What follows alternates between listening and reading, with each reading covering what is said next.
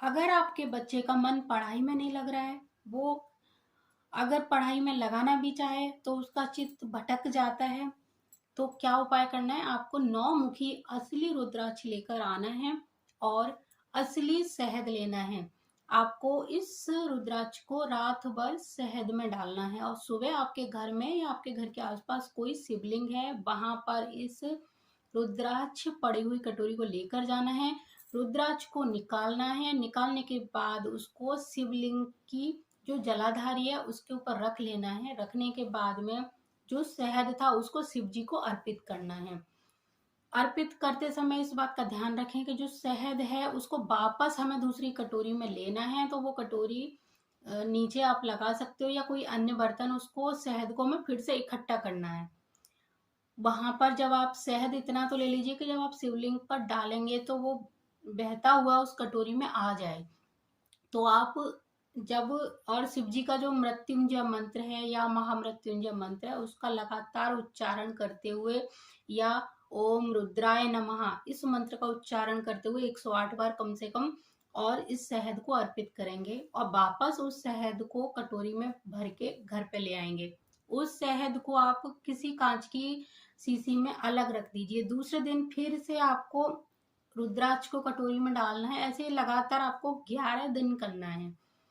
एक चीज का ध्यान रखें, शहद अर्पित करने के बाद शिवलिंग पर साफ शुद्ध जल अवश्य ही चढ़ाएं। शिवलिंग पर कभी भी कुछ भी चढ़ाने के बाद शुद्ध जल अवश्य चढ़ाना चाहिए। उसको गंदा नहीं करना चाहिए। जैसे दूध दही आदि चढ़ाते हैं पंचामृत, तो उसके बाद लास्ट में शिवलिंग की सफाई यानी शुद्ध जल से उनको साफ अवश्य ही कर देना चाहिए। तो जब शहद आप चढ़ाएंगे तो बाकी सारा शहद आप कटोरी में निकालेंगे और फिर शुद्ध जल से शिवलिंग को एक बार साफ और कर देंगे और फिर से शहद को घर लाना है। इसी तरह लगातार आपको 11 दिन करना है। इससे क्या होगा, और उसी दूसरी जो शीशी है उसमें शहद को इकट्ठा करते जाना है। इससे क्या होगा कि अब ये जो शहद है आप लगातार इसका अभिमंत्रित करते हैं।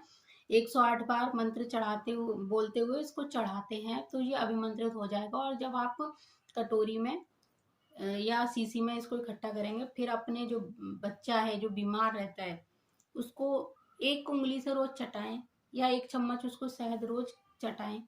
बहुत लाभ मिलेगा, अद्भुत लाभ मिलेगा।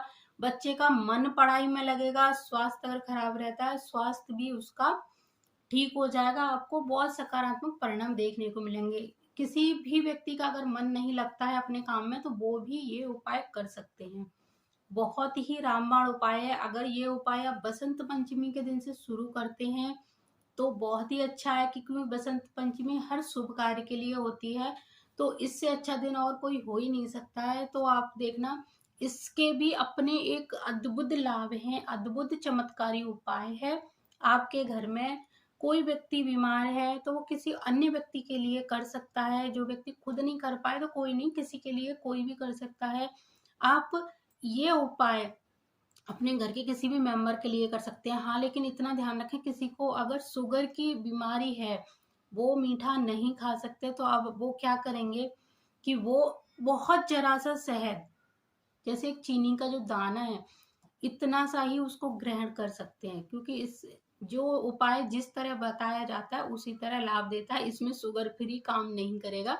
तो आप बहुत कम, जिससे कि आपको मिठास का अनुभव हो, बस उतना शहद ग्रहण कर सकते हैं। तो ये उपाय करके देखिए और 1-2 महीने के अंदर ही अंदर आपको सकारात्मक परिणाम खुद ब खुद प्राप्त होंगे।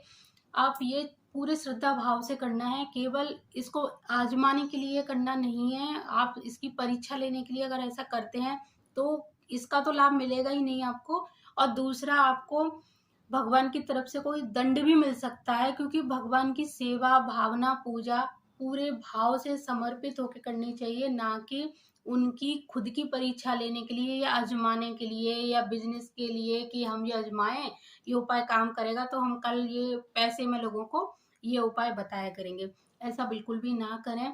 ये उपाय पूरे श्रद्धा भावना से अगर जल भी अर्पित करते हो और वो जल आप खुद ग्रहण करते हो तो ये चमत्कार उससे भी हो सकता है। इसीलिए कोई भी उपाय में श्रद्धा भावना अवश्य रखनी चाहिए, तभी वो काम करता है। नहीं तो आप चाहे हीरे जवाहरात लाखों के करोड़ों के गहने भगवान के ऊपर चढ़ा दो, आपको कोई लाभ नहीं मिलेगा।